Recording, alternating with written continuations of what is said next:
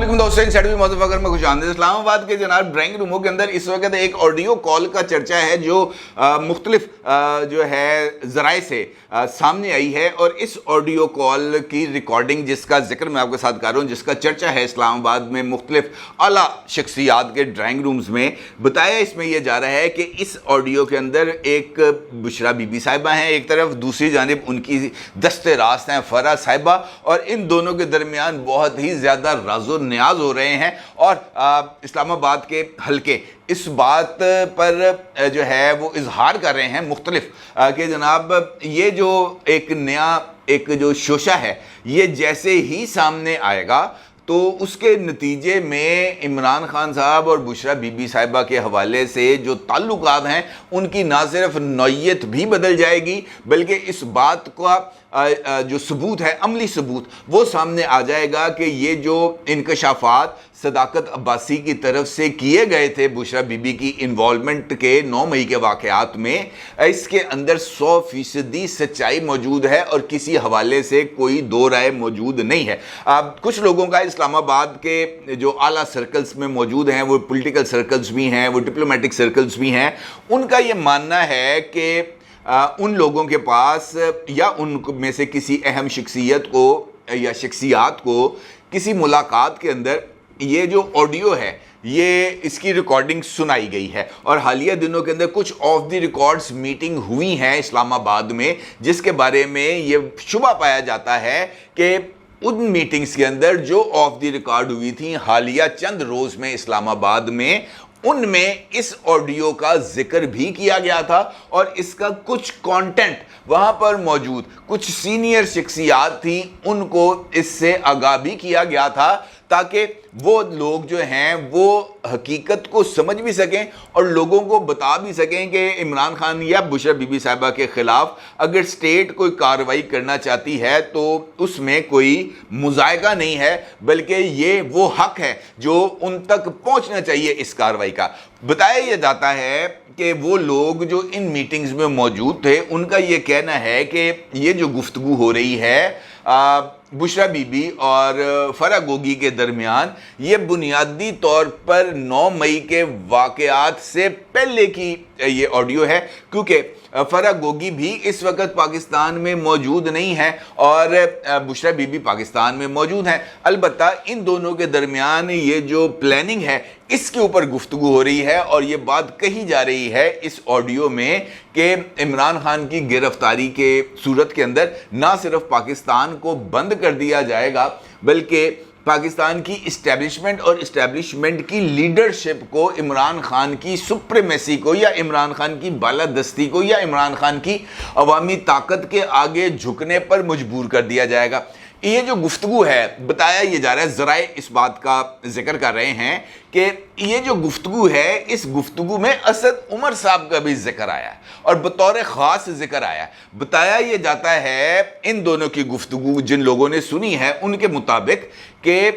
ये जो दोनों ख़वातीन गुफ्तगू कर रही हैं उस गुफ्तगू में वो इस बात का जिक्र कर रही हैं कि असद उमर 9 मई को या इमरान खान की गिरफ्तारी की सूरत में मुमकिना एहतजाज को मिलिट्री कंटोनमेंट एरियाज तक फैलाने या पाकिस्तान की मिलिट्री लीडरशिप को निशाना बनाने के रास्ते में रुकावट थे, और यही वजह है कि असद उमर को इन तमाम मीटिंग्स में शामिल नहीं किया जा रहा था और असद उमर को इस सारी सूरत हाल से भी बिल्कुल दूर रखा जा रहा था, क्योंकि इस ऑडियो का जो कुछ हिस्सा है उसके मुताबिक फरा गोगी पूछती हैं बुशरा बीबी से कि क्या मुल्क को बंद करना है। बुशरा बीबी आगे से जवाब देती हैं पूरा मुल्क ही बंद होना चाहिए। फरा गोगी आगे से फिर सवाल पूछती हैं जो हैं बुशरा बीबी से,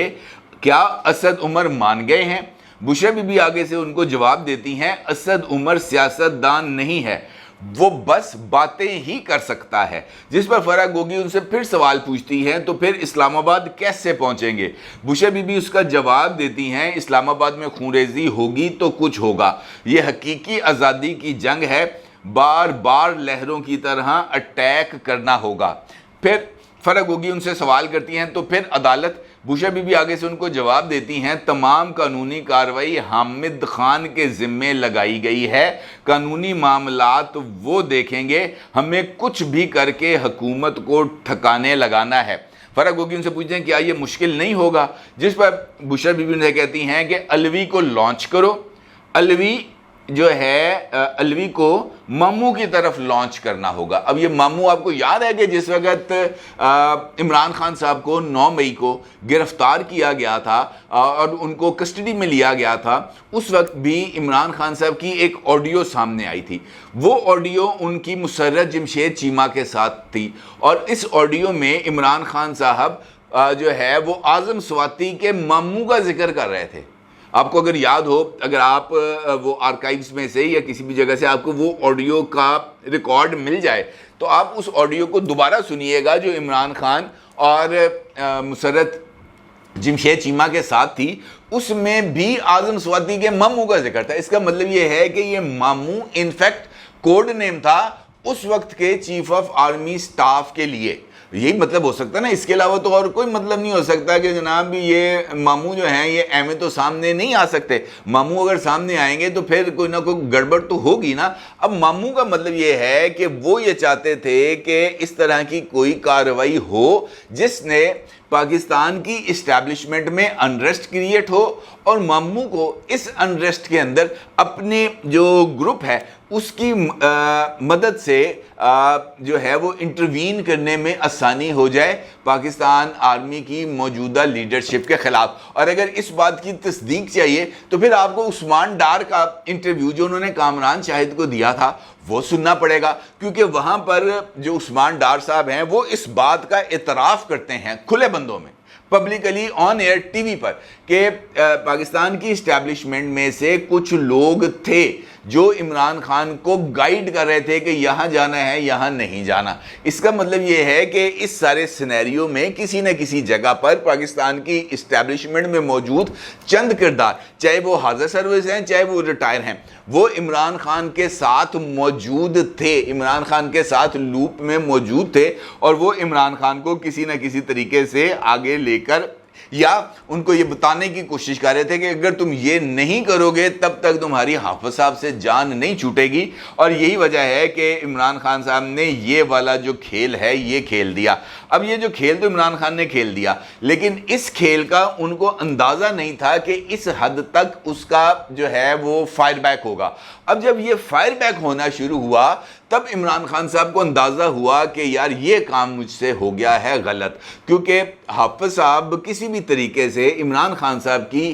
اس حرکت کو نظر انداز کرنے کے لیے تیار نہیں ہے، اور ہونا بھی نہیں چاہیے۔ دیکھیں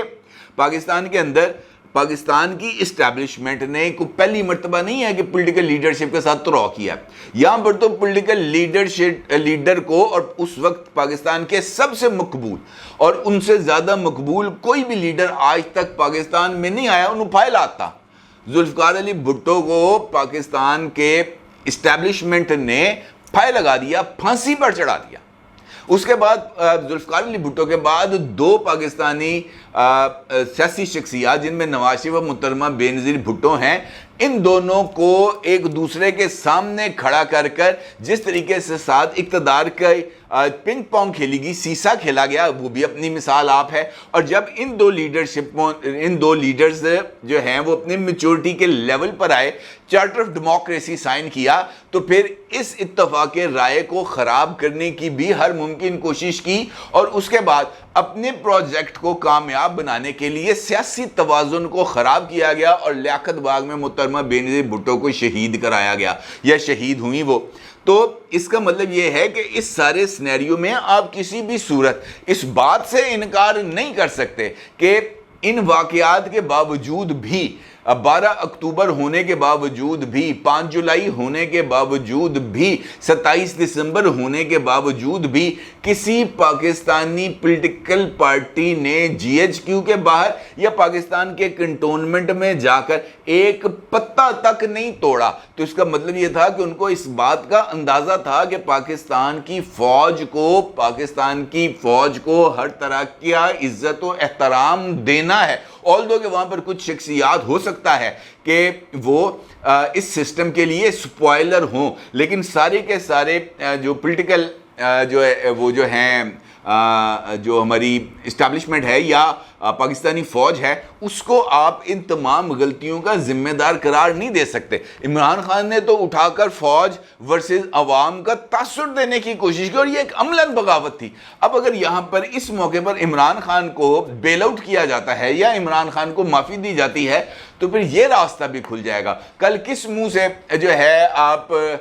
جو ہے ان کو روکیں گے؟ مثال دیتا ہوں، ٹی ایل پی کو کس طرح روکیں گے آپ؟ جے یو آئی ایف کو کس طرح روکیں گے آپ؟ Even P M L N کو کیسے روکیں گے آپ؟ پاکستان پیپلز پارٹی کو کیسے روکیں گے؟ پھر تو کنٹونمنٹ ہی ہائیڈ پارک بنے گا پاکستان کا، کیونکہ سب کو پتا ہے کہ یہیں سے خبر نکلے گی، اور یہاں سے خبر نکلے گی تو پھر یہ خبر بہت بڑی ہوگی۔ لہٰذا اس کو ونس اینڈ فار آل یہاں پر روکنا، یہاں پر آ کر اس معاملے کو بریک لگانا، ایک دیوار کھڑی کرنا بہت زیادہ ضروری تھا، اور یہ دیوار اب کھڑی ہو چکی ہے، اس کے اندر کوئی دو رائے نہیں۔ لیکن اس سے بعد اگلا مرحلہ اور زیادہ پیچیدہ ہو جاتا ہے۔ عمران خان کو پکڑ لینا میرا نہیں خیال کہ مسئلے کا حل تھا، البتہ عمران خان کو قرار واقعی سزا دینا پاکستان کے آئین اور قانون کے مطابق تو شاید اس سے اس کا راستہ روکا جا سکتا، لیکن بدقسمتی سے جس وقت یہ پروجیکٹ بنایا جا رہا تھا اس وقت عمران خان کو سپورٹ دینے کے لیے یا عمران خان کی منزلوں کو آسان کرنے کے لیے ٹاپ ٹیئر لیڈرشپ کو بدنام کرنا بھی ضروری تھا، اور ان کو جیلوں میں ڈالنا بھی ضروری تھا۔ اور جیلوں میں ڈالنے کے لیے یہ جو پنیریوں کے اندر انہوں نے لگائے تھے نا ججوں کی اور وکیلوں کی ایک فصل تیار کی تھی، اس کو پھر جب یہ سجایا گیا مختلف انصاف کے مندروں میں تو وہاں سے پھر اسی طرح کا نتائج سامنے آنے تھے جیسے اب آ رہے ہیں۔ آج ایک خبر میں نے دیکھی صبح جو اس بات کی طرف مثال دے رہا ہوں میں آپ کو، کسی بھی پارٹی کو جلسے کی اجازت دینا یا نہ دینا یہ ضلعی انتظامیہ کا کام ہے۔ اگر یہ بات ضلعی انتظامیہ سمجھے کہ اس مقام پر کسی پارٹی کو جلسے کی اجازت دینے سے نقص امن کا خطرہ ہے تو وہ اجازت دینے سے انکار بھی کر سکتی ہے اور کوئی متبادل مقام کے اوپر جلسہ کرنے کو تجویز بھی کر سکتی ہے۔ لیکن اگر ایک جماعت اڑ جائے اس کام پر کہ میں نے اسی جگہ پر جلسہ کرنا ہے تو کیا اس کا مطلب یہ ہوگا کہ ہائی کورٹ یہ کہہ دے کہ اگر جو ہے اس جماعت کو آپ نے لبرٹی چوک پر جلسہ کرنے کی اجازت نہ دی تو پھر کسی بھی جماعت کو لاہور میں ہم جلسہ کرنے نہیں دیں گے؟ یہ کوئی بات آج سے پہلے کبھی کسی نے سنی نہیں سنی، لیکن یہی ہوا، آج یہی ہوا۔ لاہور ہائی کورٹ کی آپ کو بات بتا رہا ہوں، پاکستان تحریک انصاف نے 15 تاریخ کو لبرٹی چوک میں جلسے کی اجازت مانگی تھی، ضلعی انتظامیہ نے نہیں دی۔ یہ موقف اختیار کرتے ہوئے کہ 9 مئی کو جس وقت پاکستان تحریک انصاف پاکستان کی اسٹیبلشمنٹ پر حملہ آور ہوئی تھی تو اس مہم کا نقطہ آغاز ہی لبرٹی چوک تھا، لہٰذا ہمیں اس بات کی گارنٹی نہیں ہے کہ یہ لوگ ریلی لے کے نہیں نکلیں گے اور دوبارہ شیرپاؤ برج کراس کرتے ہوئے کنٹونمنٹ میں نہیں گھسیں گے، لہٰذا یہ جلسہ کسی اور جگہ پر کر لیں، ناصر باغ میں کر لیں، مینار پاکستان میں کر لیں، رائیونڈ روڈ پہ کر لیں، اڈا پلاٹ پہ کر لیں، کسی جگہ پر جا کے کر لیں، لیکن لبرٹی چوک پر جلسے کی اجازت نہیں ملے گی۔ پی ٹی آئی اس معاملے پر ڈپٹی کمشنر لاہور کا حکم نامہ لے کے چلی جاتی ہے ہائی کورٹ میں جا کر اس معاملے کو کرتی ہے چیلنج، اور ہائی کورٹ ان کو آج کا دن جس وقت آپ ویڈیو دیکھ رہے ہوں گے اس وقت تک شاید ان دونوں کے درمیان کوئی جو مذاکرات ہیں وہ کامیاب ہو چکے ہوں، وہاں پر یہ آرڈر دیتی ہے باضابطہ طور پر، اس خبر کا عکس آپ اس وقت اپنی اسکرین پر بھی دیکھ سکتے ہیں، وہ واضح طور پر ان کو یہ آرڈر دیتی ہے کہ پی ٹی آئی کو لبرٹی چوک میں جلسے کی اجازت نہیں تو پھر کسی جماعت کو نہیں ہوگی، پھر یہاں پر کوئی اور جلسہ کر ہی نہیں سکتا۔ ڈپٹی کمشنر پیر تک جلسے کے لیے نئی جگہ کی درخواست پر فیصلہ دیں۔ اس کا مطلب کیا ہے؟ اس کا مطلب یہ ہے کہ 21 اکتوبر کو نواز شریف کی وطن واپسی پر جلسہ نہیں ہوگا ہائی کورٹ کے اس آرڈر کے مطابق۔ اگر پیر تک پی ٹی آئی اور یہ جو ہے ڈپٹی کمشنر لاہور ان دونوں کے درمیان اس بات پر اتفاق رائے نہیں ہوا کہ جناب پی ٹی آئی کو جلسے کی اجازت کس جگہ پر دینی ہے، آپ اندازہ لگا سکیں، اس سے پہلے کبھی آرڈر اس طرح کا کوئی آرڈر دیکھا نہیں دیکھا۔ یہی وہ بنیادی چیز ہے جس نے اس وقت پورے کے پورے سسٹم کو چونکا کے رکھ دیا ہے۔ یہ جس سے میں نے آپ کو آڈیو کا ذکر کیا، یہ میں آپ کو بڑی ذمہ داری کے ساتھ بتا رہا ہوں کہ یہ چیزیں مختلف جگہوں پر اس وقت زیر گردش ہیں۔ اس کا مطلب یہ ہے کہ آنے والے دنوں میں ہمیں مزید آڈیوز ویڈیوز کے لیے نہ صرف تیار رہنا چاہیے بلکہ اس طرح کے فیصلوں کے لیے بھی ہمیں تیار رہنا چاہیے۔ 21 اکتوبر نواز شریف کی واپسی بہت سارے دلوں پر جو ہے وہ میرا خیال ہے کہ کوئی نشتر یا پتہ نہیں کوئی تلوار یا کوئی خنجر کی طرح چبھ گئی ہے جو اب بہت زیادہ تنگ کری ہے، اور اس کا علاج میرا خیال ہے یہی ہے کہ نواز شریف واپس آ کر خود ہی اس کا کوئی بندوبست کرے، ادروائز یہ تکلیف بڑھتی ہی چلی جائے گی۔ اپنی رائے کو ضرور اظہار کیجیے گا۔ آپ کا بہت شکریہ۔ اللہ حافظ۔